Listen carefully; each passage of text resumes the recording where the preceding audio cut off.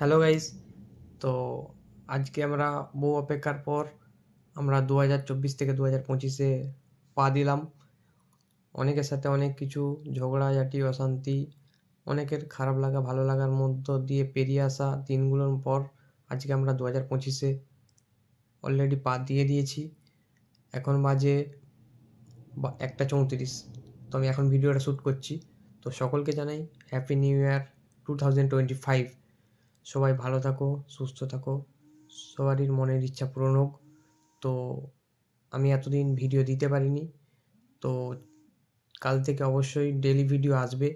তো তোমরা প্লিজ পাশে থেকো, চ্যানেলটাকে সাবস্ক্রাইব করো, আর প্লিজ কমেন্ট করে জানাও তোমরা কীরকম রকমের ভিডিও চাও।